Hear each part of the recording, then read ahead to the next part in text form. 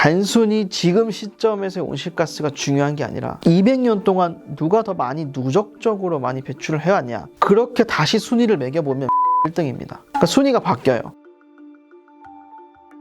이게 사실 모든 기후변화 문제의 핵심이기도 합니다. 지금 막 경제성장을 하고 있는 중국과 인도 입장에서는 지금의 온실가스 규제, 넷제로 2050년까지 탄소 중립을 하자라는 논의가 굉장히 억울할 수 있어요. 전에 말씀드렸다시피 한국의 온실가스 배출량은 7억 톤이잖아요. 중국은 그게 90억 톤이 넘어요. 그리고 전 세계 온실가스 배출량이 약 500억 톤 정도인데 중국이 굉장히 큰 비중을 차지하는 것처럼 보이지만 온실가스의 특징은 한번 대기 중에 뿅 하고 이제 올라가다 보면 200년 이상을 머뭅니다. 이걸 다른 말로 해석을 하면 단순히 지금 시점에서의 온실가스가 중요한 게 아니라 200년 동안 누가 더 많이 누적적으로 많이 배출을 해왔냐, 그렇게 다시 순위를 매겨보면 미국이 1등입니다. 그러니까 순위가 바뀌어요. 유럽도 굉장히 지금은 완전 친환경 체제인 것처럼 보이지만 누적으로 봤을 때는 EU가 그 다음이고요. 그러니까 중국 책임이 상대적으로 줄어들어요. 그런 온실가스의 특징을 반영을 하면 중국 입장에서 상당히 억울하죠. 너희들은 석유와 석탄을 이제 다 해놓고 이제 와가지고 규제를 한다는 게 우리 입장에서는 억울하다. 근데 정말 재밌는 건 2015년에 기후변화에서 가장 중요한 협약인 파리 협약이 체결이 됐었어요. 근데 그 전에 1997년에 교토 의정서라는 게 존재했었는데 기후변화를 막기 위해서 전 세계 국가들이 모여가지고 회의를 해서 온실가스를 이만큼 줄이자라고 해서 땅땅땅 했는데 미국이 반대합니다. 그리고 탈퇴를 해요. 그리고 이제 2015년에 겨우 오바마 대통령을 중심으로 해서 전 세계 모든 국가가 모여가지고 만장일치로 그래 우리는 온실가스를 좀 줄여보자, 2015년에 그런 협약이 만들어졌는데 트럼프가 갑자기 나와가서 기후변화 자체에 대해서 회의적인 시각을 보내면서 행정적으로 탈퇴를 합니다. 그런데 그 공백기를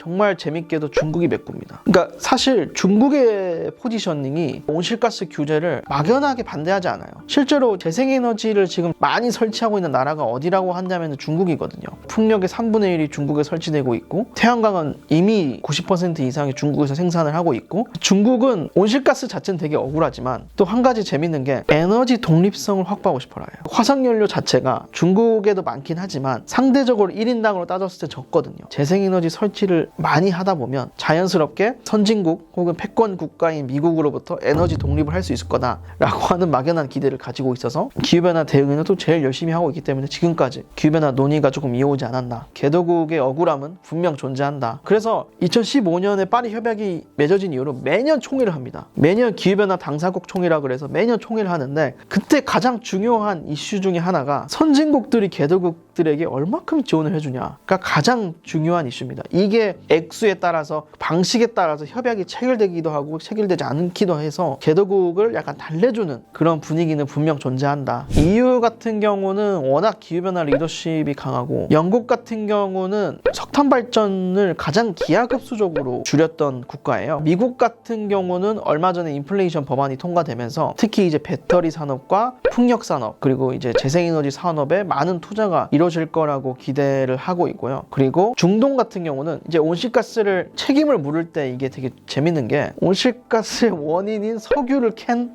곳은 사우디거든요. 그래서 중동의 온실가스 배출량이 상대적으로 적은 나라들이지만 이 책임 자체를 조금 더 확장하면 책임에서 소홀하지 않다. 사실 철강 산업이 제일 위협적이죠. 에너지 산업 같은 경우는 수출을 안 하잖아요. 우리는 한국전력 회사가 전력을 만들어서 대만이나 일본에다 수출하지 않습니다. 타격을 가장 직접적으로 받을 산업은 이제 수출을 많이 하는 상품들인데 상대적으로 온실가스 배출량이 가장 큰 산업이 철강이에요. 예를 들자면 포스코 같은 경우는 1년에 약 7천만 톤 정도 온실가스를 배출하는데 우리나라 전체 온실가스가 7억 톤 정도입니다. 그러니까 한 기업이 거의 10% 정도의 온실가스를 차지하는 상황인 거죠. 예를 들자면 유럽에서 A라는 철강 회사가 EU의 규제로 인해서 10만 원 정도의 온실가스 비용을 지출하고 있었어요. 철강 1톤당. 근데 포스코는 2만 원 정도? 철강 생산량 1톤당 2만 원 정도 배출하고 있다면 EU 입장에서 상당히 억울하고 자국 산업에 대한 오히려 불이익을 주는 꼴이 되거든요. 철강 너희들이 2만 원만 냈다면 적어도 EU에서 판매할 때는 나머지 8만 원을 우리한테 지출을 해 라는 게 탄소 국경 조정세입니다. 이게 이제 도입을 앞두고 있고요. 철강 산업이 특히 위험하고 그 다음으로는 이제 석유화학 제품들, 플라스틱 혹은 정유, 휘발유 그런 제품들이 상당히 위험할 가능성이 높고 우리나라도 유엔을 통해서 우리나라의 온실가스 감축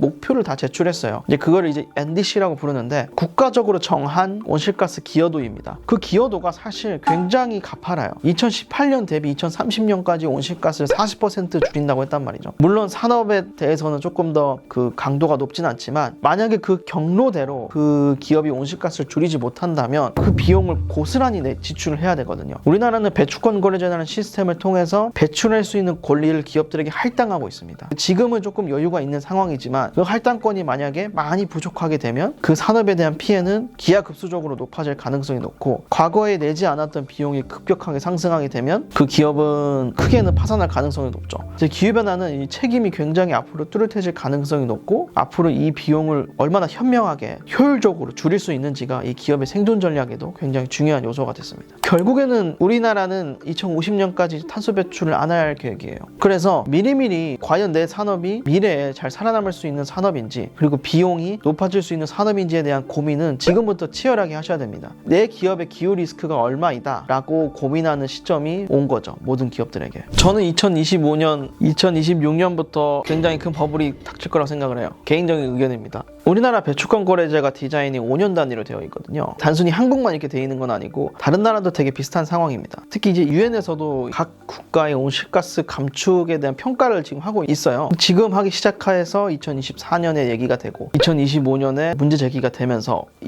2026년부터 규제를 굉장히 강화할 가능성이 높은데 왜냐면은 2030년까지 대부분의 그 국가의 온실가스 감축 목표가 세팅되어 있거든요. 우리나라는 사실 2025년까지 배출권 거래제가 그렇게 강도가 높지 않아요. 규제 강도가. 근데 만약에 2030년까지 온실가스 40%를 줄인다? 배출권 거래제가 얼마나 큰 역할을 할 수 있을지 모르겠지만 국가는 당연히 재생에너지 비중을 놀리려고 하겠고 그러다 보면 다양한 이제 사회적 갈등도 많이 나올 거고 우리가 예상하지 않았던 전력 형태이기 때문에 한 번도 경험해보지 않았던 어떤 전력 시스템에 의해서 당연히 오류도 많이 날 수도 있고요. 그리고 이제 누적될 가능성이 높지만 예를 들면 이런 게 있어요. 애플에서 모든 자기의 협력사들에게 탄소 발자국을 요구하기 시작했어요. 그리고 우리는 2030년까지 내 모든 공급망에서는 온실가스 배출 없게 하겠다. 그 기준이 공급사에게는 너무나 중요한 잣대가 돼버린 거죠. 그래서 재생에너지가 메인이긴 하겠지만 온실가스 자체에 대한 규제가 2025년을 전후로 해서 굉장히 가파르게 강도가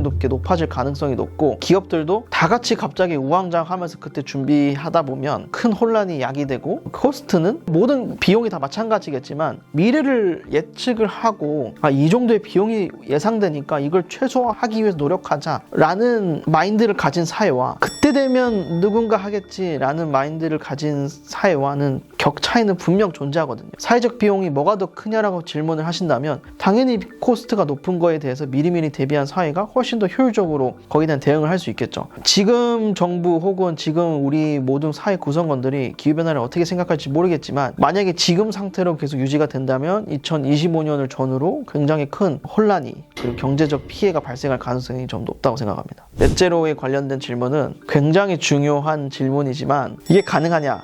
저는 이렇게 답변 드릴 수 있을 것 같아요. 가능하냐 안 하냐보다 해야 되냐 해야 되지 않느냐의 질문이 더 중요한 것 같아요. 물론 불가능할 수 있어요. 불가능할 요소가 되게 많을 것 같아요. 반대로 질문을 해서 이걸 해야 되냐라고 물어본다면 저는 해야 된다고 봐요. 물론 많은 사람들이 아마 힘들 거다라고 생각하시겠지만 그냥 기후변화 현상 자체가 가져올 결과만 놓고 봤을 때는 해야 된다라는 그 로직이 굉장히 쉽게 나오거든요. 지금 한국에서는 상용화가 가능하냐 이 감축 기술, 온실가스를 줄이는 기술이 정말 현실성이 있냐라는 논의가 좀 많이 되고 있지만 그걸 조금 넘어서 미래 후손들과 더 나아가 내 이웃들에게 어떤 피해를 줄지를 한 번 더 같이 고민을 먼저 했으면 좋을 것 같습니다.